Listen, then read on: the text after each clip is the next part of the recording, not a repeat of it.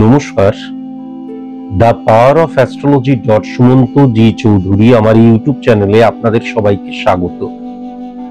আমি এখন আলোচনা করব বাংলার মাস অঘ্রাণ মাস,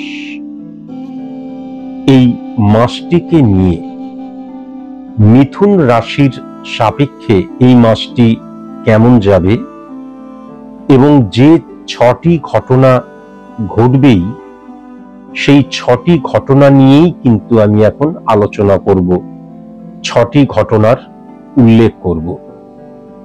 এখন এই যে 6টি ঘটনা, সেই ঘটনা কিন্তু 6টি দিক বা 6টি অবস্থান বা প্রেক্ষাপটও কিন্তু হতে পারে।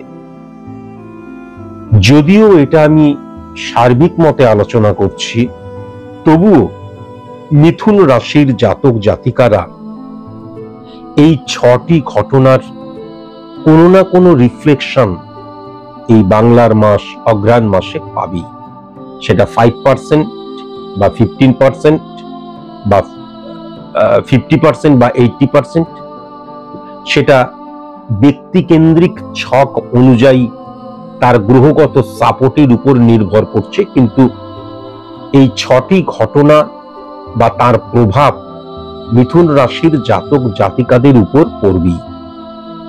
আবার বলছি, এই আলোচনাটি পরিপূর্ণভাবে আমি কিন্তু সার্বিক মতে করছি। প্রথমেই যদি লক্ষ্য করা যায়, তাহলে লগ্নটাকে যদি আমি খুব ভালো মতন দেখি, মিথুন রাশি স্পট ইমপ্লিমেন্টেশন ছক অনুযায়ী তার যে লগ্ন ভাব, সেই লগ্ন ভাবটাকে যদি দেখি এবং লগ্ন ভাবের অধিপতি গ্রহকে যদি দেখি, শনি কিন্তু উচ্চস্থ হয়ে রয়েছে এবং উচ্চস্থ শুক্রের সাথে এবং উচ্চস্থ বুধের সাথে কিন্তু এই লগ্ন ভাব বা লগ্নের অধিপতি গ্রহ কিন্তু বসে রয়েছে। সুতরাং লগ্ন মানে কিন্তু আমি বারবার ধরে বলেছি, মানে ফার্স্ট হাউস নির্দেশ কি করে? আমাদের স্থাপত্য ভিত মেরুদণ্ড পরিকাঠামোকে। তাহলে সেক্ষেত্রে শনির যে প্রভাব, সেই শনির প্রভাব এবং তার সাথে পজিটিভ রিফ্লেকশন ক্রিয়েট করছে শুক্র এবং বুধ। সুতরাং ডেফিনিট ভাবে কিন্তু মিথুন রাশির জাতক জাতিকাদের বাংলার এই মাসটি অত্যন্ত পজিটিভ ভাইব্রেশন আমি লক্ষ্য করতে পারছি এবং অত্যন্ত পজিটিভ দিকগুলোও কিন্তু আমি লক্ষ্য করতে পারছি। নিয়মানুবর্তিতা, ডিসিপ্লিন, বাস্তববোধ, ডেডিকেশন, ডিভোশন, ডিটারমিনেশন, এই জায়গাগুলো মারাত্মকভাবে কিন্তু এই মিথুন রাশির জাতক জাতিকাদের মধ্যে লক্ষ্য করা যাচ্ছে। এবং আমি শুক্র মানে বারবার ধরে বলেছি লাক্সারিয়াস লাইফ লিড করা। এখন লাক্সারিয়াস লাইফ লিড করা মানে আম্বানিজির লাক্সারিয়াস লাইফ লিড করা আর আমার লাক্সারিয়াস লাইফ লিড করা এক নয়। আমাদের মতন সাধারণ মানুষদের লাক্সারিয়াস লাইফ লিড করা মানে আমরা যে অড সিচুয়েশনের মধ্যে দিয়ে চলছিলাম, আমাদের যে প্রতিবন্ধকতা আসছিল আমাদের জীবনে, যাকে আমরা ফেস করছিলাম, সেটাকে কিন্তু আমরা ওভারকাম করতে পারবো, এটা ডেফিনিট ভাবে কিন্তু বলা যায়। এবং যখন বুধের আনুকূল্য লাভ এবং শনির দ্বারা এবং শুক্রের দ্বারা পজিটিভ ভাবে তার প্রভাব কিন্তু ইমপ্লিমেন্ট করছে 6 নাম্বার ঘর, 7 নাম্বার ঘর এবং 11th হাউসকেও, ডেফিনিট ভাবে বলা যায় যে মিথুন রাশির জাতক জাতিকা যারা বিজনেসম্যান, যারা বিজনেস করে, ব্যবসায়ী, তাদের অত্যন্ত পজিটিভ মাস হতে চলেছে কিন্তু বাংলার এই মাসটি। এছাড়া যেটা লক্ষ্য করা যাচ্ছে, বাংলার এই মাসটিতে কিন্তু নতুন ভাবে, অর্থাৎ দেখা গেল কোনো হেভিওয়েট কাস্টমার হলো, কোনো কাস্টমার সে হেভিওয়েট কোনো কাস্টমার বা নতুন কোনো দিক বা নতুন কোনো অ্যাঙ্গেল বা নতুন কোনো প্রোডাক্ট বা নতুন ভাবে আমি আমার বিজনেসটাকে আবার মানে গ্রোন আপ করছি বা নতুন ভাবে আমার বিজনেসটাকে তুলে ধরছি, সেক্ষেত্রেও কিন্তু অত্যন্ত পজিটিভ হয়ে রয়েছে। যখন ফার্স্ট হাউস এতটাই পজিটিভ হয়ে যায় এবং যখন বুধ এবং শুক্রের অবস্থান পজিটিভ শনিকে হিট করে, তখন কিন্তু দুটো জিনিস ঘটে। ফার্স্ট, যেটা কিন্তু মিথুন রাশির জাতক জাতিকাদের ক্ষেত্রে আমি লক্ষ্য করতে পারছি তা হচ্ছে প্রত্যেকটি জিনিস আমি কিন্তু বুদ্ধি দিয়ে, যুক্তি দিয়ে, ব্রেন ওয়ার্কের মধ্যে দিয়ে এবং বাস্তববোধ সম্মত যে নির্ধারণ সত্য সেটাকে মেনে কিন্তু আমি সব কাজ করব। সিদ্ধান্ত নেওয়ার ক্ষেত্রে বা যে কোনো দিক দিয়েই কিন্তু অত্যন্ত বাস্তব মননের পরিচয় কিন্তু এই মিথুন রাশির জাতক জাতিকারা দেবেই দেবে, এটা কিন্তু পরিষ্কার লক্ষ্য করা যাচ্ছে।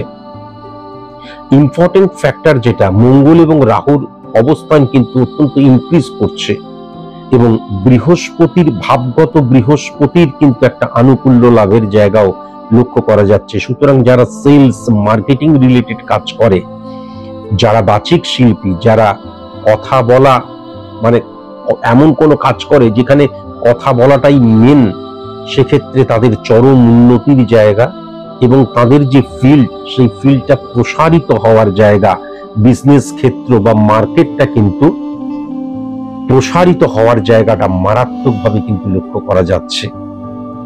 অত্যন্ত পজিটিভ হয়ে রয়েছে এবং সবচেয়ে বড় কথা যেটা, আমি যদি খুব ভালো মতন সেকেন্ড হাউসকে দেখি, সেই সেকেন্ড হাউসের অধিপতি গ্রহ তার রিফ্লেকশনের মধ্যে কিন্তু মঙ্গল এবং রাহুর অবস্থান চলে আসছে। তাহলে কি হচ্ছে, আমি কোনো কিছু স্বপ্ন দেখছি বা আমার একটা টার্গেট রয়েছে, সেই টার্গেটের পেছনে ফিজিক্যাল অ্যাক্টিভিটিসের জায়গা মারাত্মক রকমের লক্ষ্য করা যাচ্ছে। কঠোর কঠিন পরিশ্রমের জায়গাটা মারাত্মকভাবে লক্ষ্য করা যাচ্ছে এবং আমার যতটা পরিশ্রম করা প্রয়োজন তার চাইতে বেশি পরিশ্রম করার জায়গাটাও কিন্তু লক্ষ্য করা যাচ্ছে। তার কারণ রাহু পজিটিভ ইম্প্যাক্ট মঙ্গলের উপর যখন পড়ছে, তখন আমার ঊর্জাকে, আমার ফিজিক্যাল অ্যাক্টিভিটিসকে আমি ডেফিনিট ভাবে বেশি পরিমাণ, চাহিদার চাইতেও আমার যতটা প্রয়োজন তার চাইতেও বেশি পরিমাণ আমি কিন্তু সফলতার জন্য ব্যবহার করব, এটা কিন্তু পরিষ্কার লক্ষ্য করা যাচ্ছে।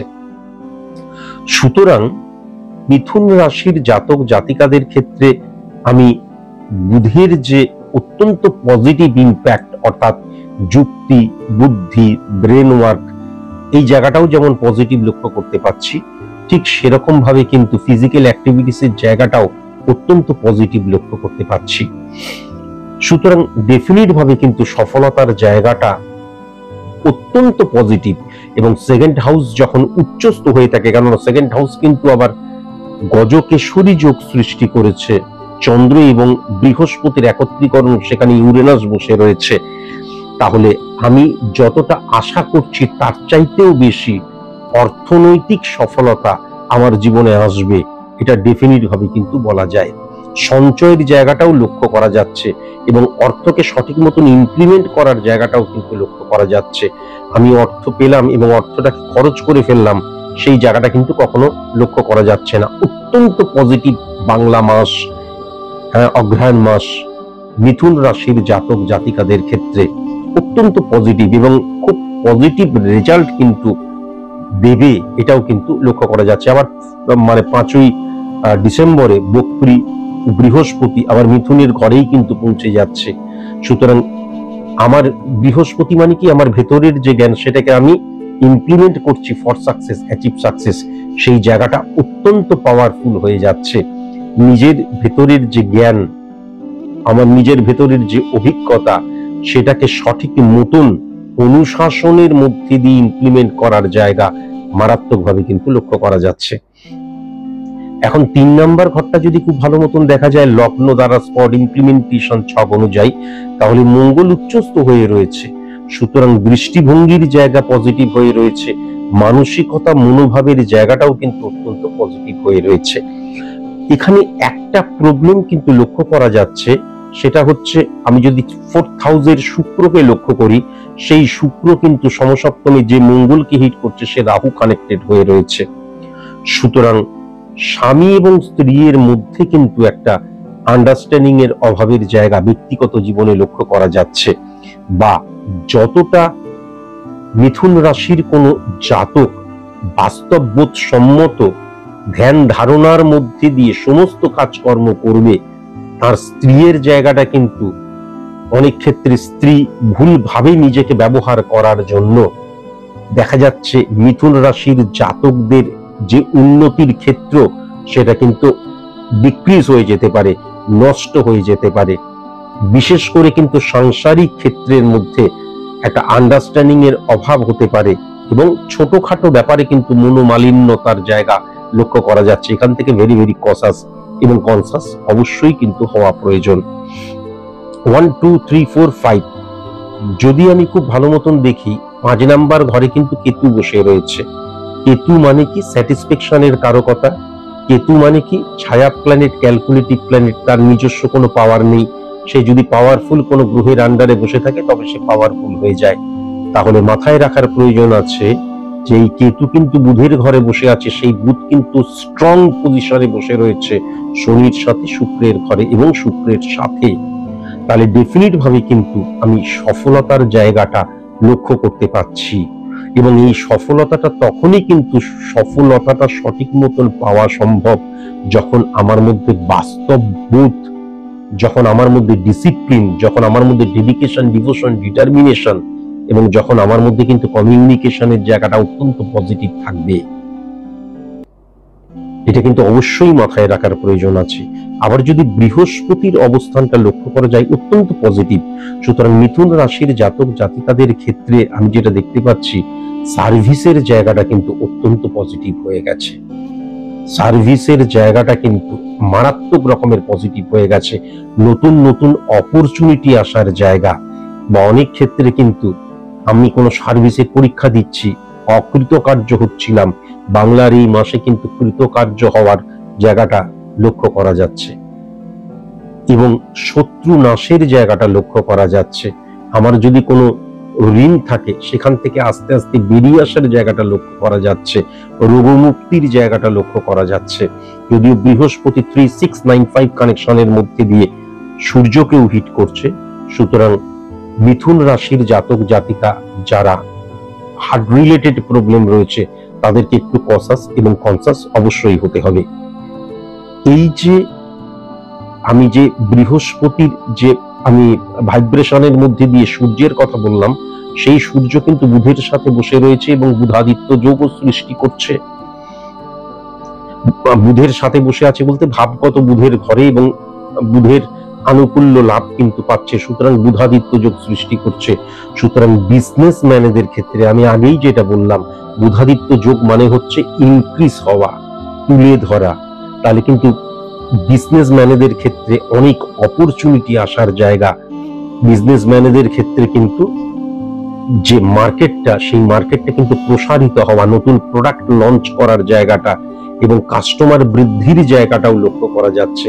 যদিও শত্রুতার জায়গা বা গুপ্ত শত্রুতার জায়গা কিন্তু মারাত্মকভাবে ইনক্রিজ করবে, কিন্তু সেই শত্রু কোনো রকমের কোনো কিছু করতে পারবে না, মানে কোনো রকমের হানিকারক কোনো কিছু করতে পারবে না, এটাও কিন্তু পরিষ্কার লক্ষ্য করা যাচ্ছে।